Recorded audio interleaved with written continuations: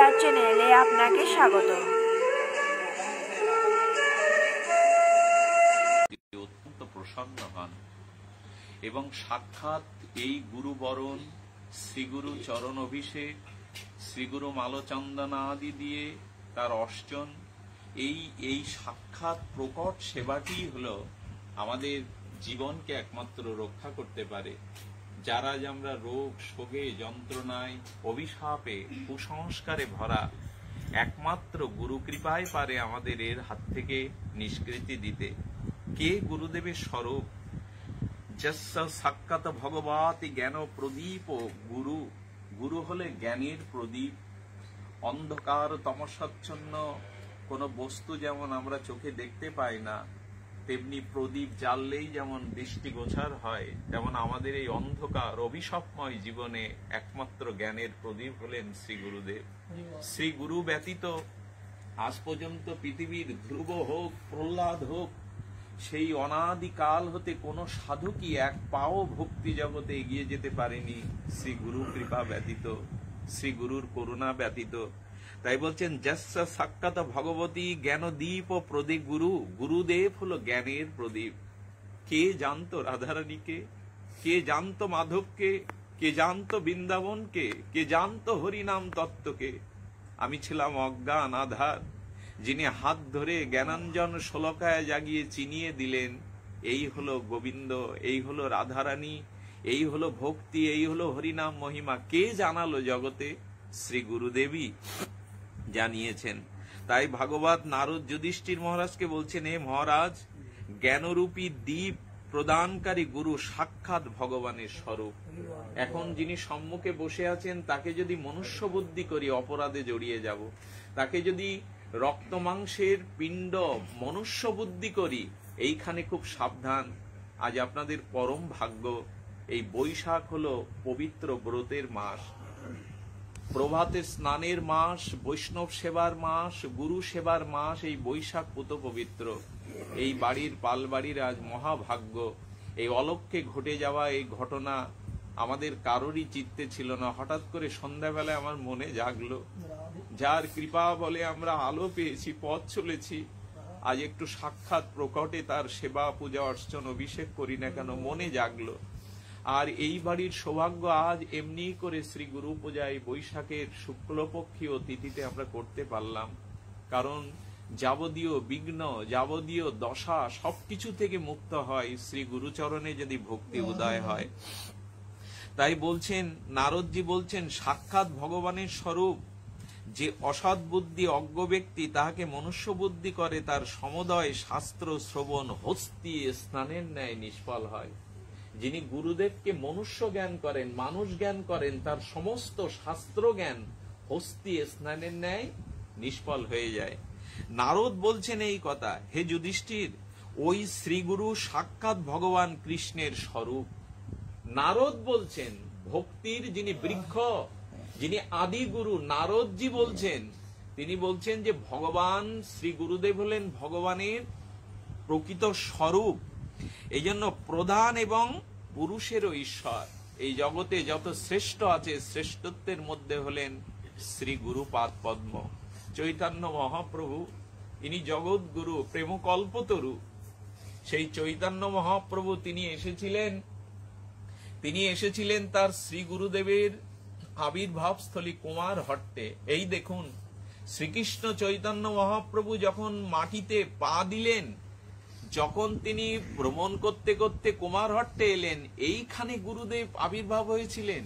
এই মাটিতেই গুরুদেব পদবিন্যাস করেছিলেন, তার রাতুল চরণ এই মাটিতে আবির্ভাব হয়েছিল। এই বলতে বলতেই মহাপ্রভু সেই ধুলায় গড়াগড়ি যেতে লাগলেন। স্বয়ং জগৎগুরু শ্রীকৃষ্ণ চৈতন্য মহাপ্রভু মাটিতে গড়াগড়ি যেতে লাগলেন এবং চৈতন্য মহাপ্রভু আঁচলে করে গুরুদেবের সেই আবির্ভাব স্থলীর মাটি নিয়ে নিলেন। সঙ্গে সঙ্গে ভক্তরা মাটি নিতে নিতে ওখানে একটা ডোবা হয়ে গেল, আজও বিশ্ব বিস্তৃত চৈতন্য ডোবা নামে খ্যাত। এই হলো গুরুদেবের প্রতি চৈতন্য মহাপ্রভুর ভক্তি। তাই নারদজি বলছেন, সাক্ষাৎ ভগবান শ্রীকৃষ্ণের স্বরূপ এবং প্রধান পুরুষের ঈশ্বর, ইহ জগতের মানব যাহাকে মনুষ্য মনে করে, যোগীশ্বরেগণ সেই চরণ অন্বেষণ করিয়া থাকেন। শ্রীগুরু চরণ পাওয়া বড় ভাগ্যের। শ্রীগুরুদেব চরণ বিন্যাস করে যেদিন গৃহে আসে সেদিন ভাগ্যের। আমরা হয়তো আমাদের এই পাপ চক্ষে, দুষ্ট চক্ষে দেখতে পাই না, কিন্তু গুরুদেব যে গৃহে আগমন করেন সঙ্গে সঙ্গে দেবতারা হর্ষান্বিত হয়ে গৃহীদের আশীর্বাদ করেন, আজ তোমাদের সর্ব অমঙ্গল দূর হলো, আজ তোমাদের পরম মঙ্গল হলো। তবে গুরুদেবের চরণে চাই শ্রদ্ধা। তাকে মনুষ্য দৃষ্টিতে দেখলেই সমস্ত ভজন হতে আমরা বাদ পড়ে যাব। শ্রী গুরুদেবের পিতা, পুত্রগণ, প্রতিবেশীগণ শ্রী গুরুদেবকে মানব মনে করেন। শিষ্য কি রূপে ভগবানকে মনে করিবেন? এতএব বলিতেছেন, তিনি যে ভাগবত স্বরূপের মন্ত্র শিষ্যত্ব প্রাপ্ত হয়েছেন কৃষ্ণ বা রাম গুরুদেবকে সেই রূপেই যেন মনে করেন। পাড়া প্রতিবেশী তার নিজের সন্তান, তাকে বাবা মনে করতে পারে, কাকা জ্যাঠা মনে করতে পারে, কিন্তু যে মন্ত্র দিয়ে গুরুদেব আমার নবজন্ম দিয়েছেন, ভক্তি জগতের আমার চক্ষু উন্মিলন করেছেন, সেই গুরুদেব হবেন আমার সাক্ষাৎ কৃষ্ণ স্বরূপ, ভগবত স্বরূপ, অন্য কোন স্বরূপ নন। তাই বলছেন, তাহাতে ভগবত অবতারের মনুষ্য হইয়া নাই, পরমেশ্বরই ছিলেন। সেই গুরুদেবকে অপরে মনুষ্য মনে করিলে শিষ্য যেন গুরুদেবকে ভগবান মনে করেন। গুরুদেব মনে করবে আমিও কৃষ্ণের দাস, আমিও চৈতন্যের দাস, কিন্তু শিষ্য মনে করবে আমার শ্রী গুরু মহারাজ আমার কাছে সাক্ষাৎ গোবিন্দ স্বরূপ, ঈশ্বর স্বরূপ। তাই গোপকুমার বৈকুণ্ঠনাথকে বলেছিলেন যে তোমাকে মনুষ্য দেহ দান করিয়া আমি আনন্দে বৈকুণ্ঠে নাচিতে থাকি, এবার আমার ভজন করিবে। কিন্তু আমি তোমার কৃপা, তুমি কৃপা না করিলে, অর্থাৎ ভজন না করিলে এমন কোন রূপ ছল প্রাপ্ত হইতে পারি নাই যাহার মাধ্যমে তোমাকে নিজ স্থানে আনয়ন করতে পারি। গোপকুমার বলেছিলেন।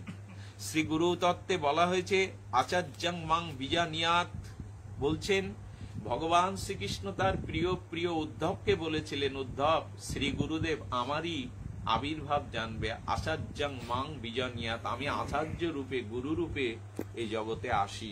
তাই আমাদের উচিত হলো, এখানে কি বলেছেন, গুরু বরং মুকুন্দং শ্রেষ্ঠস্তে স্মর পরম শ্রণ মনুষ, মুকুন্দ শ্রেষ্ঠত্ব কৃষ্ণ প্রিয়াত্তে শ্রী গুরুবর সহস্রং অবতরং স্বর।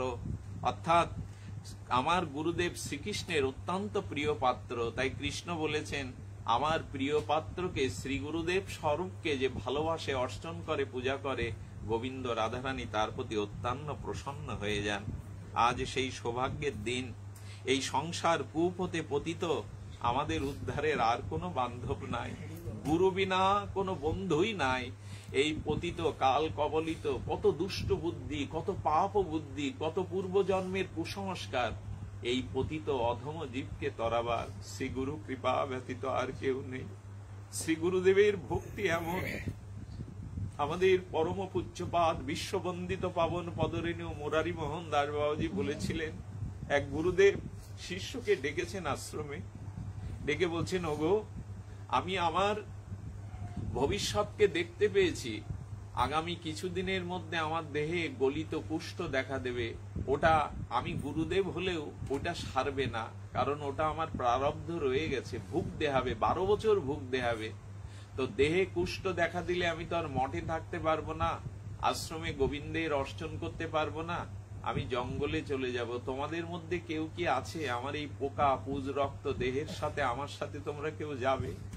সবাই নীরবে মাথা নিচু করে বসে থাকলো। মৃত্যু কেউ চায়?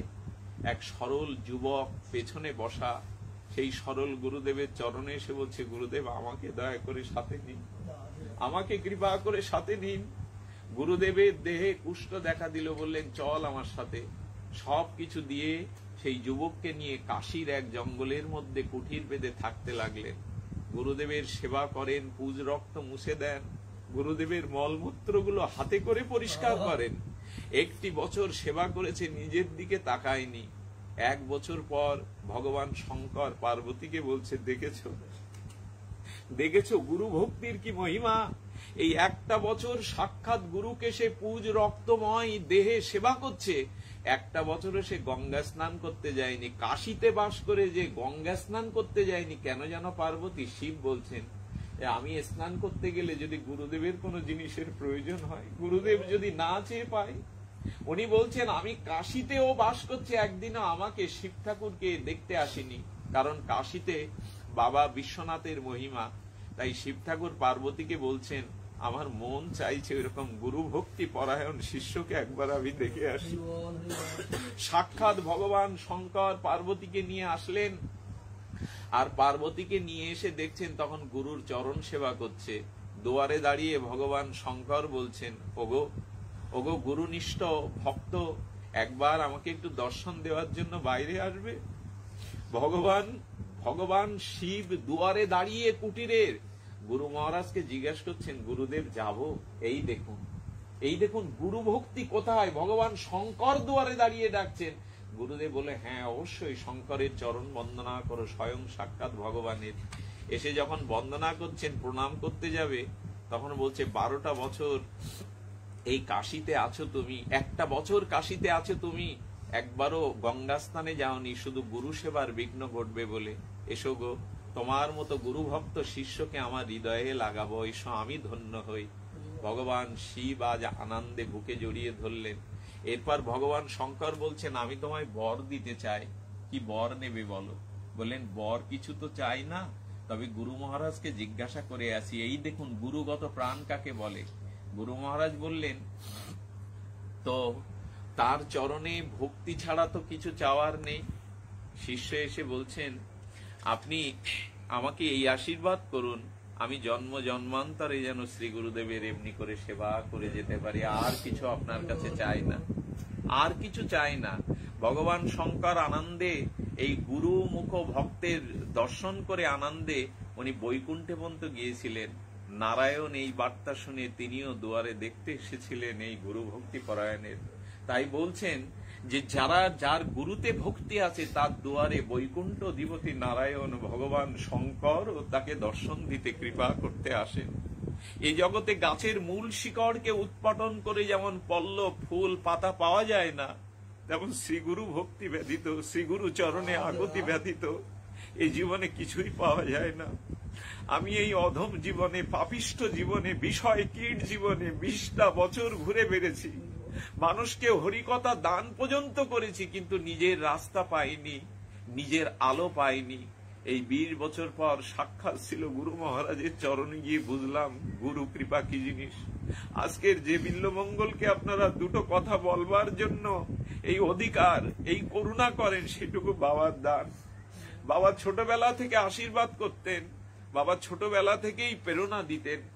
এমন গুরু মহারাজ আমরা জানি না আর পাবো কিনা, যিনি সবাইকে সমদৃষ্টিতে দেখেন, সবার প্রতি যার করুণা। আমরা যে গুরুর আশ্রয় হই না কেন, বাবার সামনে এলে মনে হয় বাবা এই জন্ম জন্মান্তরের গুরু, ভেদ করতে পারি না।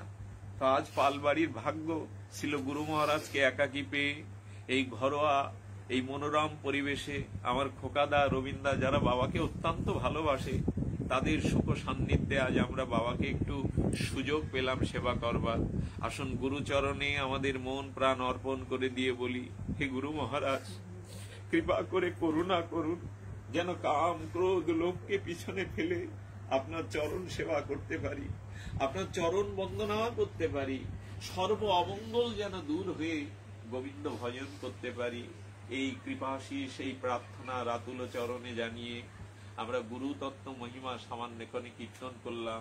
এখন ছিল গুরু মহারাজকে নিবেদন করব। বাবা আমরা পাগলের মতো আপনার স্তুতি জানি না, আপনার মহিমা জানি না, কি করে সেবা করতে হয়, পূজা আরতি করতে হয় জানি না। আমাদের এই অধমকে কৃপা করে করুণা করে আপনি আমাদের আশীর্বাদ করুন। আপনার মুখ নির্গলিত শ্রীমুখ বাণীতে আমাদের করুণা করুন, যেন এই অধম পাপীগণ আমরা পথ পাই, আলো পাই, রাধা মাধবের ভজন করতে পারি। আপনি আমাদেরকে সেই কৃপা করুন। জয় শ্রী গুরু মহারাজ।